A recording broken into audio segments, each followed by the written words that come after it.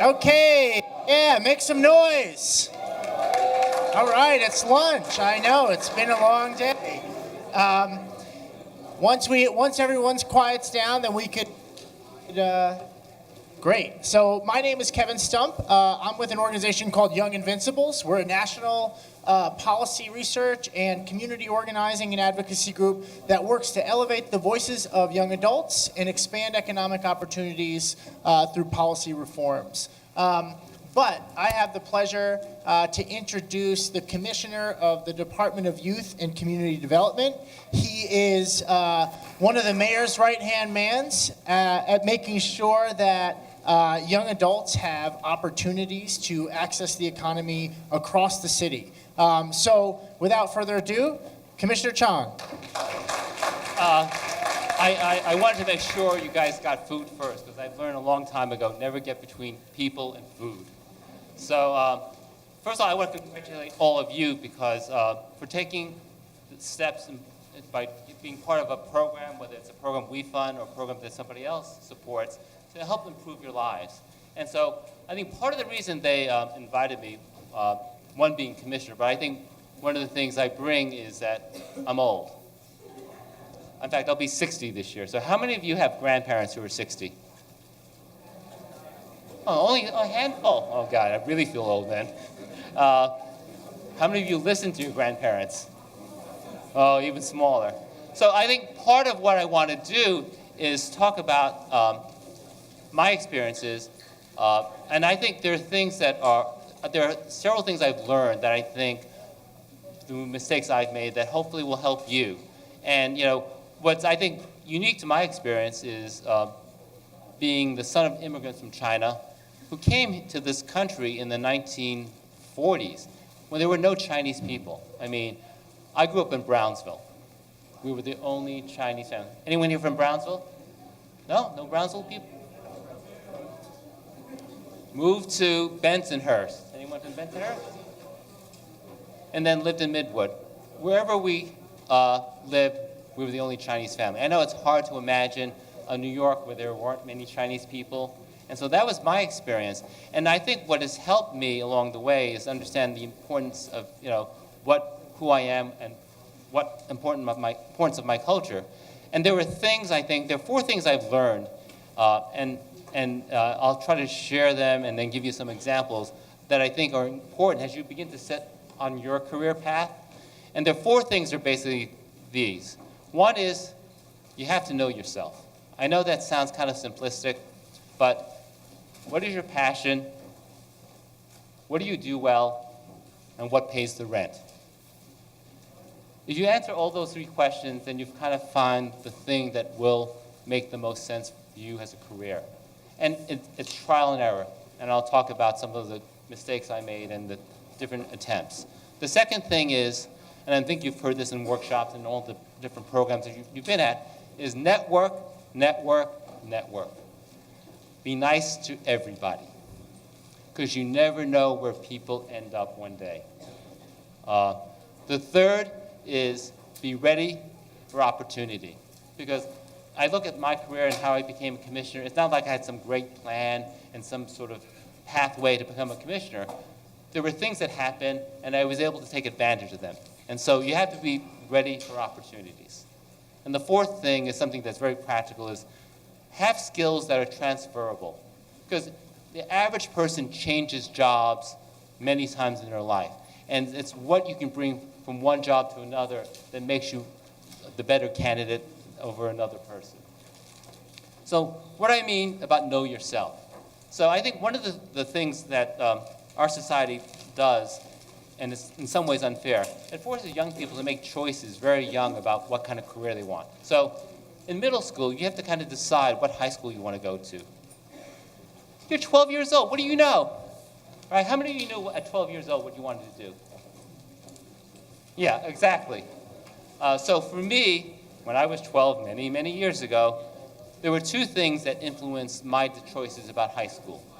One was Star Trek, the TV show, and the original run, because the whole excitement of space travel.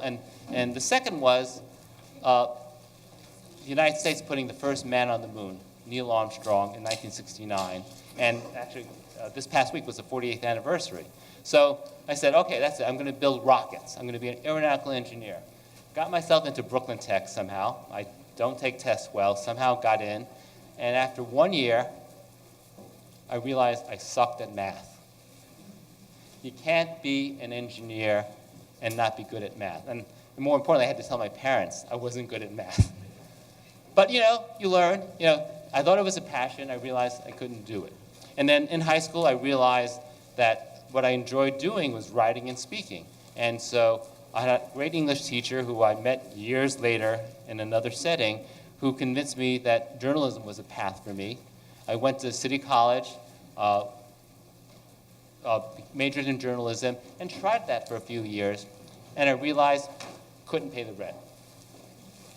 And so it wasn't until I was 24 in 1981, I volunteered with a community group in Chinatown called Asian Americans for Equality. And I realized I had a passion for service. And I enjoyed getting involved, organizing people, making a difference in people's lives. And the first thing I worked on was, ironically, a lawsuit against City Hall, where the city was trying to build luxury high-rises in Chinatown. And we fought them and dragged it out the fight, and we won. And then it took me a good 6 or 7 years to finally get a job in government. And I've been in government or public service now for more than 30 years.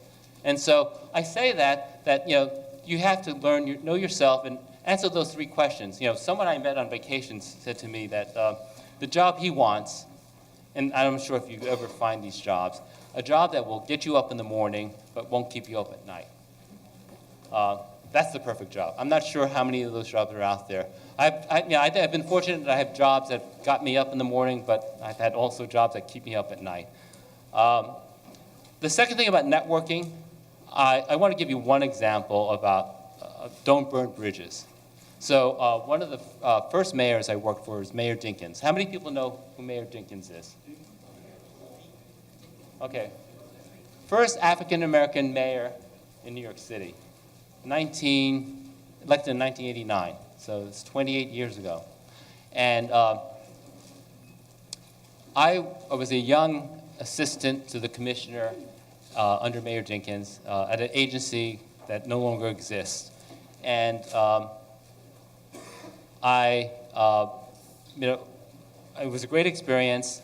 And then fast forward to 2008, and the guy I worked for, his name is Doug Wright. He works for the city. He was the commissioner I worked for. We were talking one day about President Obama being elected in 2008.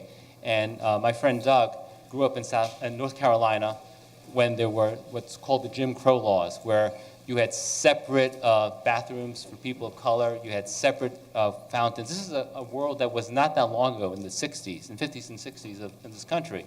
So he said to me, he said, well, I would love to work for President Obama. Because, to go from a society of racism to work for the first African-American president was something he wanted to do, but he didn't know anybody.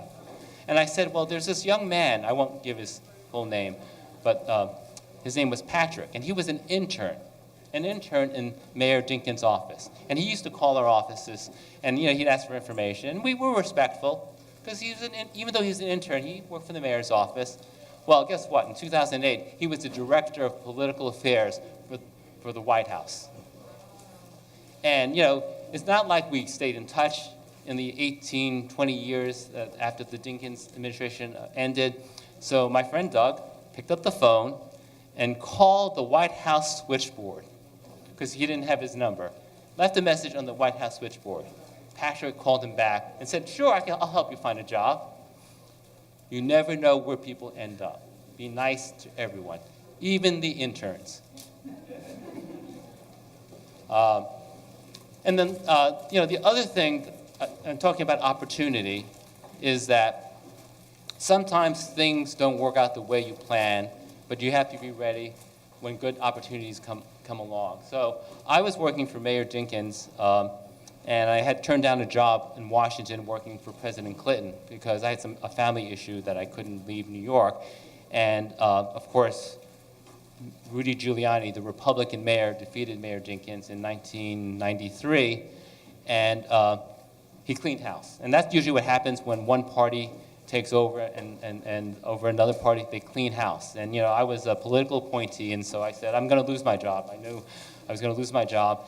And the person who became the commissioner was somebody I did not know, but she realized I had skills.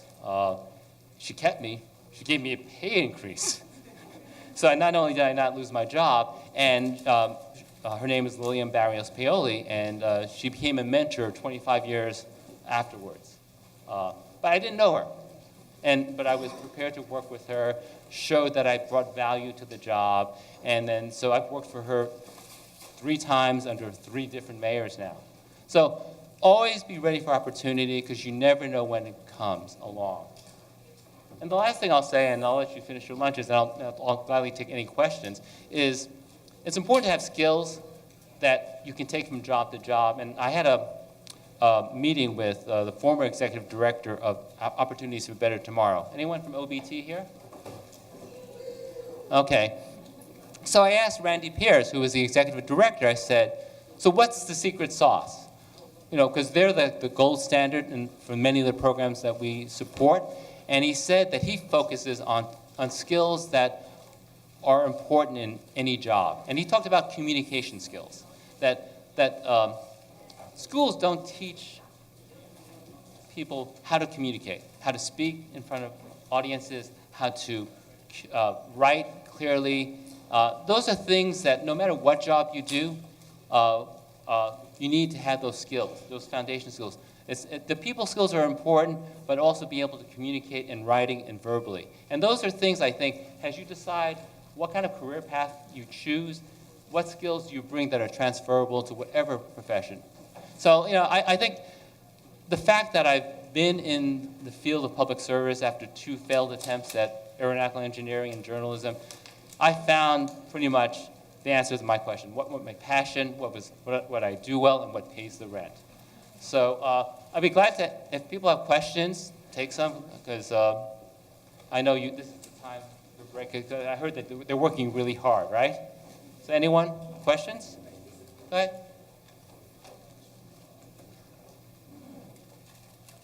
After having career fields, like you just said, what kept you motivated to keep going after you failed at doing something? What kept me motivated? Paying the rent. Paying the rent. I moved out pretty young. I was 17. So I had to learn to be independent pretty early on. So paying the rent is a big motivator. I can tell you all the jobs I did before I even had a professional position. My first job was the Summer Youth Employment Program. How many people, first job, Summer Youth Employment Program? So my first job, and so it's gratifying for me to oversee the program that was my first job. My first job was basically a neighborhood beautification project in Chinatown with a group called Two Bridges Neighborhood Council. And we had to clean out empty lots that now is the foundation for a 60-story luxury housing development. It's amazing. But I think I worked a succession of blue-collar, low-wage jobs. Busboy at Windows on the World, which was the restaurant in the World Trade Center, messenger on Wall Street.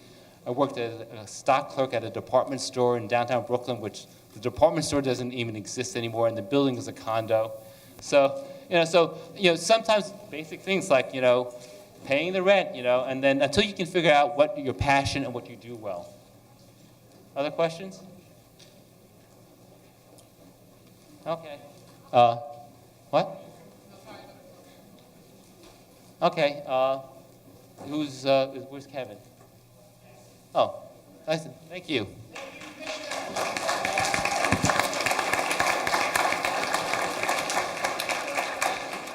Okay, before I introduce our next panel, I just do want to take away some of the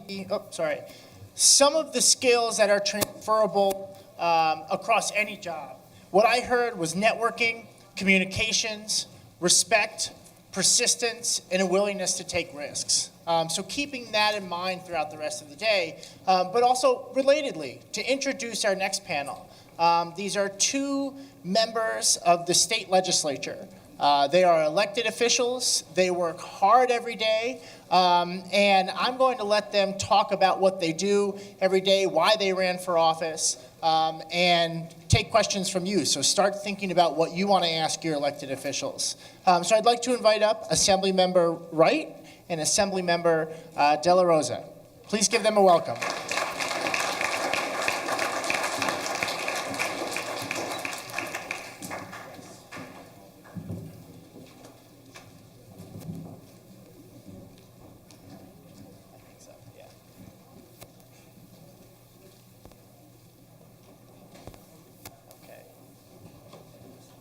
Okay, so as you're lunching, to get started, tell us a little bit about yourself, why you ran for office, what was your kind of career trajectory here, where do you see yourself going, all really small questions. So why don't you tell us a little bit about your district and why you ran and what you're doing here. Sure. So I'll begin. Hello, everyone. I'm Carmon de la Rosa.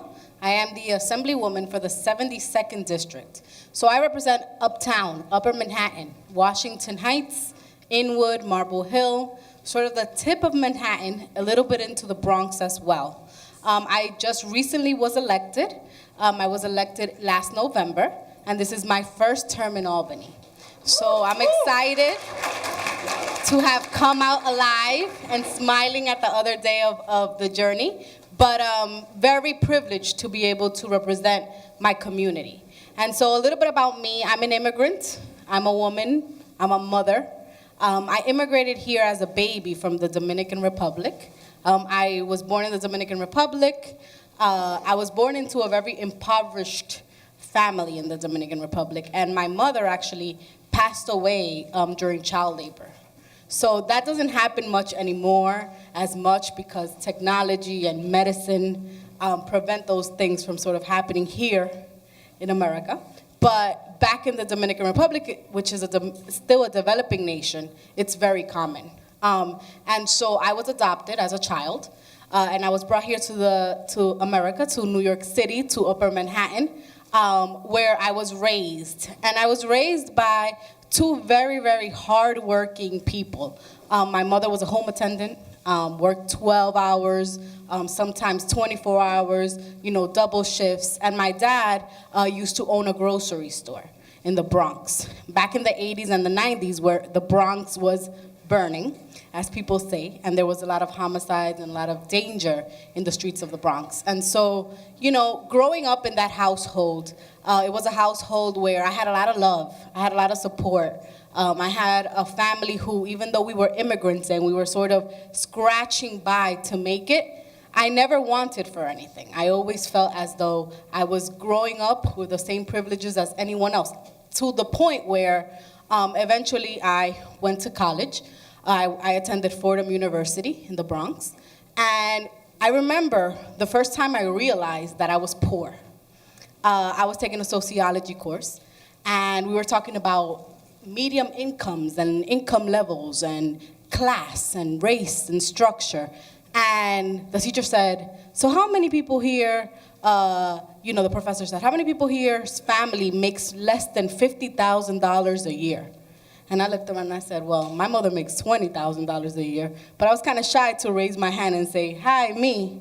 But then I eventually did, and I said, you know what, let me talk about where I came from. And that was the first time where I actually realized, the strengths of a mother who had to work 2 shifts in order to make sure that I never even noticed that I was poor.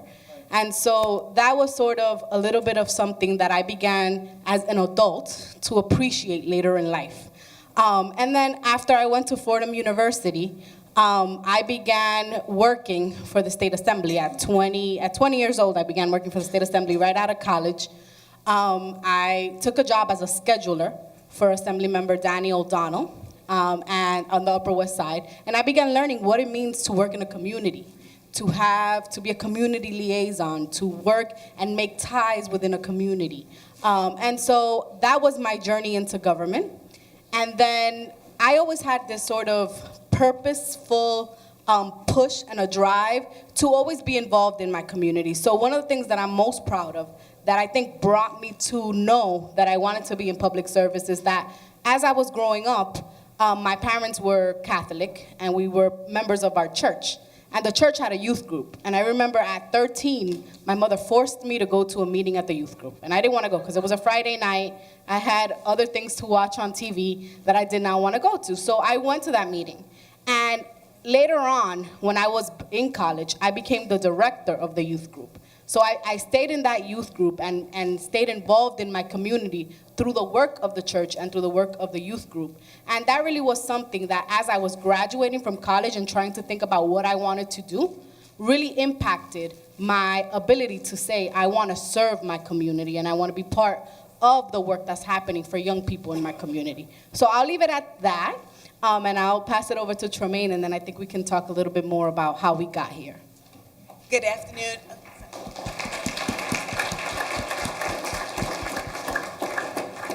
Good afternoon, everyone. I'm Tremaine Wright, the Assembly member from the 56th Assembly District, representing Bed-Stuy and Crown Heights in Brooklyn. I am born and bred Bed-Stuy, so I think I'm the third generation there. My family is originally from the South, so as they emigrated north, they landed in Brooklyn, and we've been there since. I went to schools locally in my neighborhood. I went to school in Bushwick. I went to schools in Bed-Stuy. I went to Brooklyn Tech as well for a year, and then I ended up going away to finish high school at a boarding school. I attended Duke University and the University of Chicago Law School. So I'm a lawyer by training, and right after law school, I went on to practice at a white shoe firm here in New York City. So I went directly into large law firm life. I worked tremendous hours, and I made a good sum of money. And I say that because I want to put some things in perspective for you. When I thought about what did I want to be, what was I going to school for, I absolutely had no idea. The biggest determinant for me in selecting a college was the weather. Now, that might sound silly to some of you today, but at 16 and 17, that was a big deal. Like, I wanted to be somewhere where it was warm. And you know what? I ended up having a great experience because I enjoyed the weather in the place where I was supposed to be studying. No, it makes sense, I promise you. And I'm very much refreshed when I talk to young people today. And I was recently speaking to a 17-year-old, and I was like, so where are you going to school? She said, somewhere where there's Division I sports, sororities, and good weather. And I was like, Lord, this is a child after my heart. So, please, the things that are important to you, pay attention to them. Because those social networks, that weather, the ability to sit outside and connect with your friends versus having to go inside or put on your galoshes and walk trudging through the snow makes a difference. And those decisions and the reason you're making that decision is important. And I want to just give you a moment and let you know that I'm validating your decision making in those times. But I did go on to school, and I was very good at being a student. I never enjoyed work. And so don't feel like if you don't like the idea of getting a job, that's somehow not good. I was very comfortable sitting on a stoop reading the book and not having a summer job. That didn't bother me. But I did everything that came along. I was welcoming to any opportunity. If it was to go volunteer at a senior center, I was a Girl Scout for about 9, almost 10 years of my life. I would go hiking, I'd go camping. If they wanted to go to the museum, I was open to everything to experience it. I just really had no desire. Like Carmon, I didn't realize what it was to be other than poor. So both of my parents worked. I never in my life received an allowance. And anything I wanted, I had to ask for. And I still had no desire to go to work to have dollars. But I would go out and do any experience that would allow me an opportunity to go do something. If I thought I needed cash, I would wash and iron shirts for an uncle so that I would get like $1 a shirt or something. So I just want to put it in perspective. Just be open to the opportunity, and that's exactly the way I floated through. So I didn't have a direct course of action. When you read the resume, it gives the impression, oh my God, this kid just knew what they wanted to do. No. I was the person that just kind of went with it. It felt right. The weather was nice. I could go study this. I thought I was going to be a linguistic. How many of you know what linguistics do? We got 1, 2. I'm still not sure, but that's what I'd read in a book. And I thought I was going to do it. I was like, that's what I'm going to do. That sounds so cool. And I ended up becoming a history major in college. And I studied early world civilizations. And that translates to no practical experience. But I enjoyed it. I studied abroad. I was probably one of probably 100 students at Duke University that took a foreign language every semester that I was in school. So while I cannot speak conversational Spanish, I can read poetry, I read plays, I can do all of that, but I can't speak it. I'm just letting you know, but I experienced it and I loved it and it was wonderful. And all of those things made me who I am today. So I said I started as an attorney after I graduated. I did like the deal work. I started as a corporate attorney. And so corporate attorneys in New York City, by and large, do work in finance. We deal with money transfers, how business works, the stock markets, who owns what. I know that many of you probably were familiar when they said Facebook was going to issue stock. It was going public. Most of you probably heard that. So I was one of the lawyers in the room that would be able to create the documents so that a company could go public. A UPS went public while I was doing it. And I've also helped tons of small internet companies. So I started in 1999. It was the boom of every small internet company. So I did a lot of deals very quickly and learned a whole lot during that time. But it was not the right place for me. I had a hankering that I was not being connected to the space that I lived in. As I said, I worked a lot of hours. I've had experiences where I was working 14, 15-hour days, and I couldn't figure out how I got connected or stayed connected to my neighborhood. I woke up, I went to work. By the time I got home, everything was closed. I'm being dropped off by a car. I go to sleep. The next morning, I hop up, and I go back to work. Sometimes it's on Saturday, sometimes it was on Sunday as well. So I just was trying to figure out what was next. I did attend a church, so I remained a member going to church, but it wasn't enough. So when I had the opportunity to change jobs, I started participating in my local community board. I don't know if any of you know what a community board is yet, but it's all of the districts in our community. It's 51 of them. They each have a community board, and they're just 50 of your local folks that get together and discuss everything from the development or redevelopment of parks to street repairs to new buildings going up. I got involved, and I spent 13 years on my community board. I worked on almost every committee, ultimately, but I also had a job change that made that possible. So I was no longer able to work at a large firm. I went to a smaller firm. Or rather, I went to another big firm, but I worked from home for a while, and then I went to a smaller firm. So changing who I worked for allowed me the flexibility to participate in my community board. But I like to do everything. You see that, I told you I was all over the place. I also wanted to open a business. So I opened a coffee shop in my neighborhood. And so for 10 years, I operated Common Grounds, a neighborhood coffee house on Tompkins Avenue in Bed-Stuy. And at that point when I opened, not that much was happening on Tompkins Avenue. Not that much was happening in Brooklyn generally. So at that time, Brooklyn wasn't the brand that it is today. And a lot of folks were not hanging out in Brooklyn the way they hang out in Brooklyn. We were still going to Manhattan. So I opened my doors. I created the space I wanted to create. I hired people. That's how I first became involved with OBT. I actually hired some OBT interns who worked at my store for a while. And So 10 years, I had an opportunity. I was working from home, I was on my community board, and I had a small business. So I was in deep, just knee deep, neck deep in community. I spoke community, breathed community. I probably didn't leave my neighborhood most weeks, and I loved it.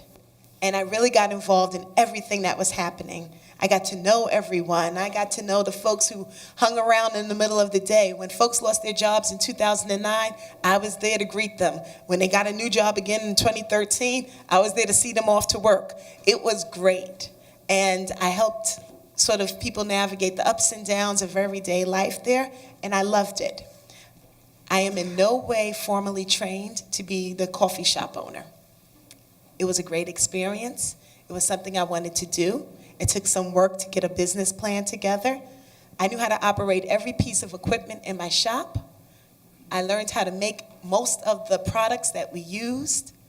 And not because I went to a course, but because I wanted to know how things worked. It was just a genuine interest in understanding how it could happen. That's the same thing that pushed me to open the business. How could I change what I saw? I had the opportunity to open a business, and that's what I did. And I was very specific. I needed it to be family friendly. I needed it not to serve alcohol. I needed a number of different things. So I saw something, and I wanted to be able to fill it. And I think that my background was varied enough that allowed me to make some choices to fill in gaps when I've seen them. Thanks. Yeah, thank you.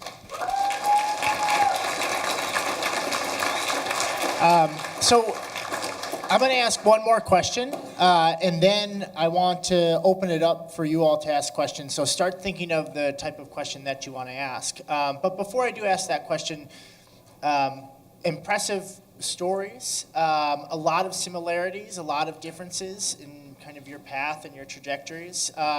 Three big similarities that I took out of that was a really intense curiosity, a healthy disregard for the impossible, and a commitment to community. And so, which is why we wanted to invite you both here. My next question is a little bit more about shop. Let's talk shop here. What does it mean to be in the state assembly? What does it mean to be an elected official in the state legislature? What do you do? And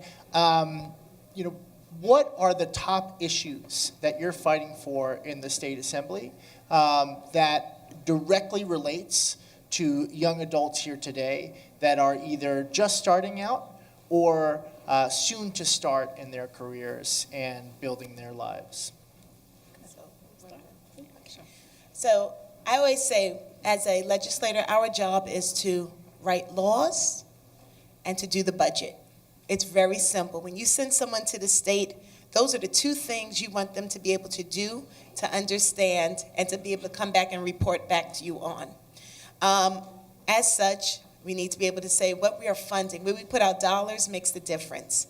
We've put some money in, and probably I'll let Carmon elaborate on that, on different programs which support education, after schools, job training, workforce development, as well as housing. And I would say, just as my initiatives, I live in a neighborhood that has a lot of small houses. So everybody has a lobbyist up in Albany. Lobbyists come up to tell you how to vote, what's important, and they represent a group of people. The only group of people that have no lobbyists showing up for them are small homeowners.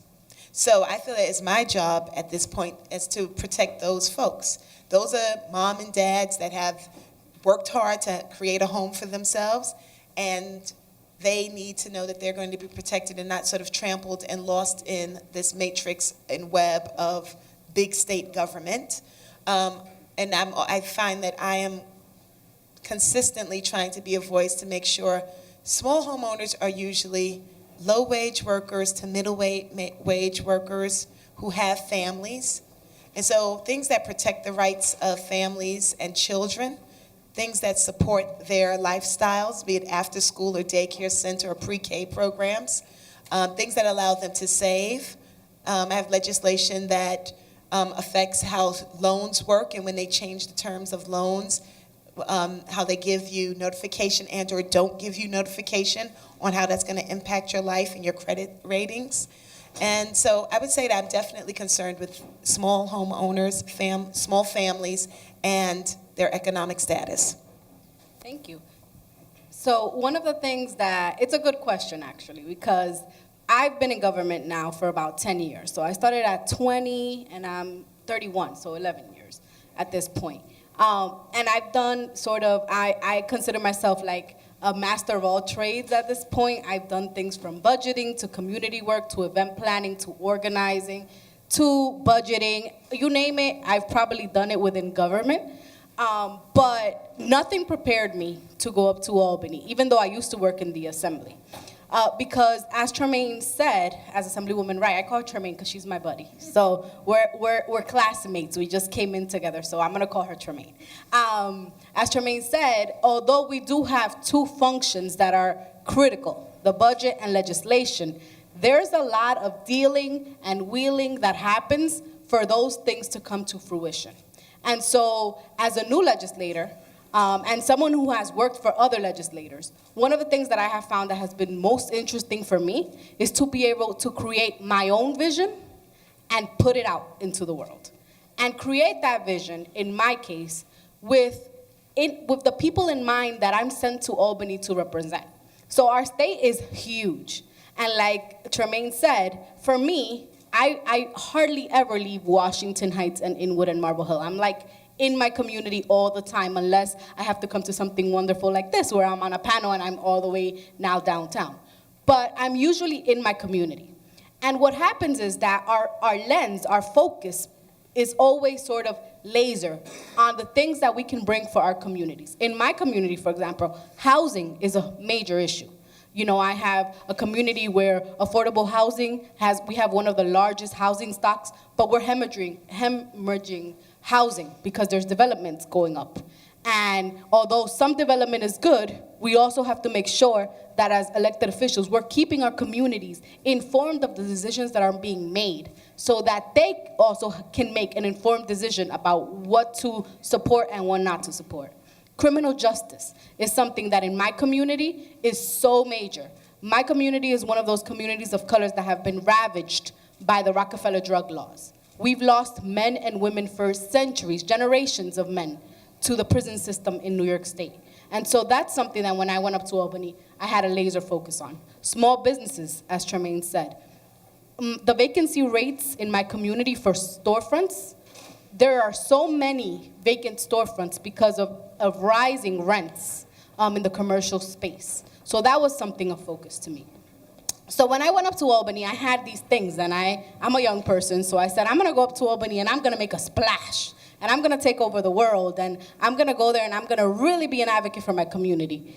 And there are a lot of moments of advocacy. There's a lot of opportunity for advocacy. But what I quickly learned as we got there is that in addition to advocacy, there also needs to be compromise. And it's difficult to compromise, right? Because when you come from a perspective that I have to stand up for the little guy every single time and a commitment to that, you don't want to compromise because you know that those compromises are going to cause your community something major. And so that has been something that has been challenging for me as a new legislator. But the way that I see it is that in the same way that I'm so laser focused on Washington Heights, we have colleagues in the North Country where farmlands is something that is so important to them. And sometimes we have long, extended discussions about farm taxes and other things. And I'm like, how am I going to go back to Washington Heights and explain to them that we can't get XYZ done because farm taxes is holding it up, or mayoral control is holding it up, or this and this is holding it up, something that they may not be able to relate to in the day-to-day. But at the end of the day, it's understanding that we're one state and that what happens in the North Country affects the fruits, the vegetables, the work, the taxes, everything that happens in New York City. So when we're legislators and we're voted by the communities to do the work, yes, we're advocates first. We have to be the people's lobbyists, correct? But we also have to ensure that the entire state is taken care of. So one thing that I've been very a big proponent of and trying to focus my office to do is to inform our communities. Many of our communities are not civically engaged. they don't know what's going on, and they've kind of ignored the conversations that are happening above because they're struggling to make ends meet. And you can expect for someone who's holding down 3 jobs to have a town hall. But guess what? I can open my office up and say, I'm gonna open my office up until 8 p.m. so that if anybody has any questions, they can come in and see their assembly member. And their assembly member can answer questions. So a fundamental responsibility of your elected officials is to provide you with information, to make sure that you're engaged with things that affect your community. And so I think that as a legislator, we get assigned to different committees. And I love the committee process because you ask for some committees and you get some of them. And some of them you're just assigned to randomly. And you think it's random. But you end up learning how, for example, I got assigned to the banking committee. At first I was like, why am I being put on this committee? I know nothing about banks. I know nothing about finance. Why am I on this committee? And then quickly we learned about the banking deserts in minority communities, and how our communities are overbanked to the extent where corporations are taking advantage of our communities, but we don't have options for loans, or we have loans that are predatory. So those things really affect the day-to-day lives of my constituency. So it's kind of connecting those dots and bringing it back down to a level where my constituents understand that even if we're dealing with farm taxes, we're looking out for their best interest. And so I think that that's part of the experience, part of the art of compromise, part of being able to legislate knowing that you have the best intention of representing your community, but the best thing you can do for your community is to inform them of those decisions that you're tasked with making every single day so that they can be part of that process. So that's a little bit of how it's gone this year. Working to make New York State more transparent in a way. Exactly. No shortage of issues that the assembly members are working on that directly affect today's young adult generation. Loans, banking, Main Street business and economic growth, criminal justice, and many others. So as promised, we do want to hear some questions from you. We're going to take about 2 or 3 questions, and then we'll hear from the assembly members. Questions? No questions for your elected official. This is your moment to ask an elected official a question. Yes, come on up to the mic.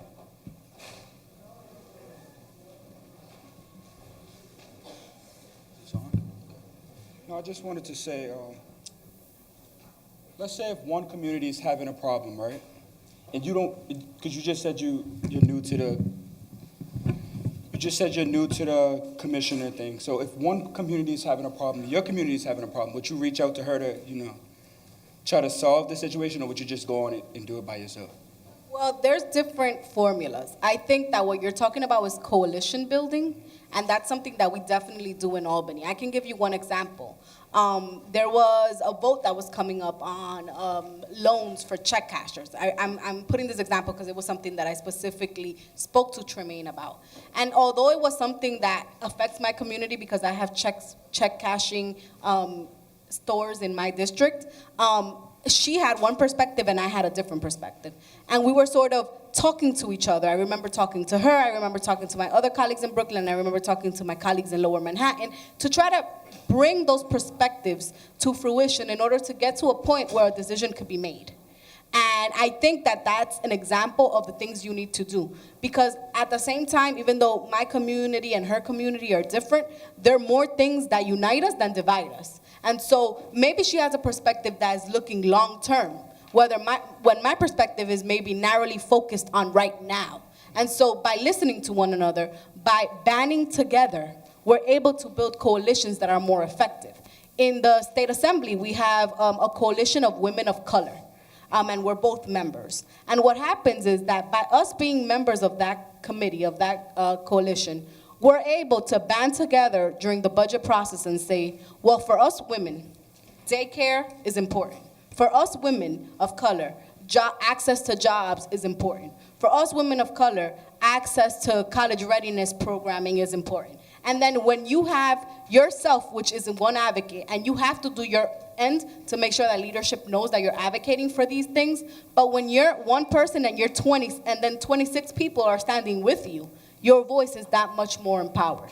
So I think that coalition building is definitely part of the day-to-day work that we do in the assembly. I have another question for Ms. Wright. Yes.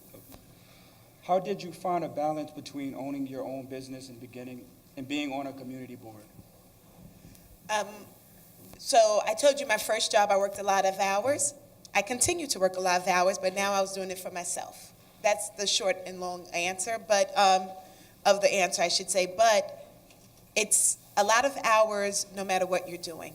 If you are in school, if you're working 2 jobs, if you have a job, you have a kid, there's always something that will demand your time. I think it's about being deliberate about what you're going to give your time to. And so I just made a decision that I was going to be a part of those things, and you make it happen. You do it. That's it. And I just want to say congratulations on your position. Yes, congratulations, and thank you to our Assembly members for joining us today. And there's a lot of opportunities to get involved in what the New York State Assembly does. Everybody in this room has a member of the Assembly that is either one of you or a colleague of yours. And there's a lot of opportunity to influence how and what they go to Albany to fight for on your behalf. When you see something wrong in your community, if you do nothing, then in part, that's on you as well. So their job, and if they can do it well, depends heavily on our engagement. Yeah. One of the things I want to share is this year, as we were doing the budget, something was put on the table that they proposed cutting out. And it's money that New York City uses for our senior citizen centers. I went back home. I told my seniors. They produced a letter. All of them, when they came up to Albany, they just dropped packets of paper at everybody's office that needed to see that letter. By the time we finished the budget, we had stacks of paper this high coming from all over the state. People had copied the letter and just wrote their name on it and signed it. They didn't even change it to say that they were not from the 56th Assembly District in Brooklyn, New York. It still said that, but it was coming from the North Country, from Niagara, from Buffalo. So when you if you have anything that is of importance to you, please let us know.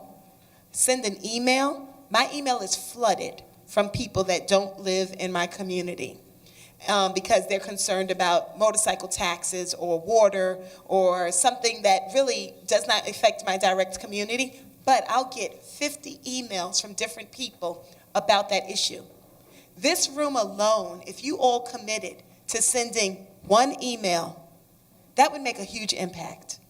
And trust me, other youth organizations would hear you, and the only thing they would do is cut and paste your email and drop it in theirs, and suddenly you would have a voice and you would have so much momentum on whatever the issue is that you found to be of importance. So please, don't take that lightly. It is really important. And I want to say the money that was for the senior centers ended up in the budget. So please do. Round of applause. Thank you. Now I'd like to invite up a group of young adults who are some of the most impressive that I have seen across the country. Opportunity Youth United, come on up here.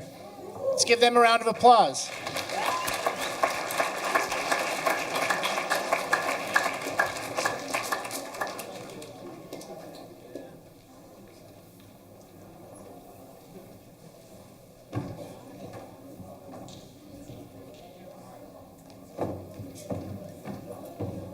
One, two, 1, 2. All right, hey, good afternoon, everybody. I'm different, man, I'm different. We're different, man, we are different. When I say youth, you say united. Youth, united. I need to feel something in this thing, right? When I say youth, you say united. Youth, united. Youth, united. When I say opportunity, you say youth. Opportunity, youth. Opportunity. Youth. All right, so, well, look, peep game, right? I need you all to stand up real quick. I know they like, come on, Mel, you're killing me softly. It is what it is. It's okay. It's okay. Oh, Sister Tremaine, oh, thank you for the wisdom, because you set us right up with the advocacy piece, and oh my God, look. All right, so real quick. Welcome to the village. Welcome to the village. If you have not introduced yourself to someone, one of the things that first slide had up, Sister Rachel, we appreciate it when you're talking about people moving forward.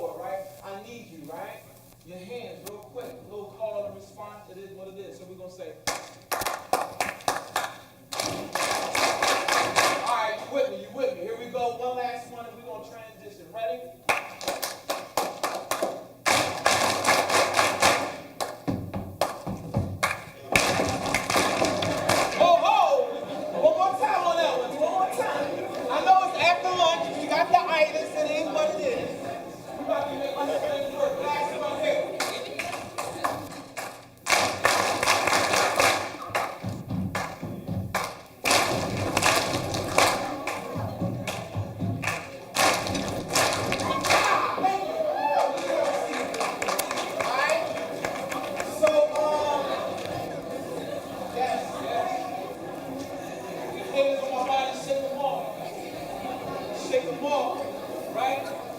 So look, real quick, one thing we like to do, Opportunity Youth United, I appreciate Sister Major. When it's all said and done, the John's first team, like, look, are you coming by? Look, let's give her some love, y'all.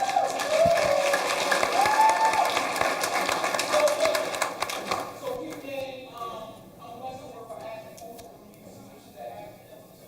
When it comes to New York, we do 23 different cities. When it's all said and done, New York is doing a phenomenal job. So I want to make sure you all know that John first is really taking us over the level when it comes to Carmon. On the flip side, my role is the Opportunity United member, and my brothers and sisters here from Boston, BX, Philly, and Cali. We're about to sit down. I said this earlier, and I'm like, look, I just beat myself, right? When it's all said and done, and she set me up, Sister Tremaine. I'm like, okay, I'm about to take this. She from Bed-Stuy, my favorite artist, big recipes, right? When it's all said and done, he came up with this. Can I take it there? Right? Can I take it there? So when it's all said and done, he came up with the 10 commandments, right? So I was a hustler, right? And he kind of schooled us a little bit out in Philadelphia from the streets. I wouldn't even out there. I said, when it's all said and done, we're gonna keep it real with these young people. Because when it's all said and done, you're not the 10 commandments. We're gonna give you these 6 recommendations as far as advocacy, identity, and everybody has a book in front of themselves. So we're gonna kind of move this thing forward. I'm gonna be quiet, but on the flip side, I'm gonna try to make sure y'all listen to my brothers and sisters. We're gonna open it up with the Q&A. But when I go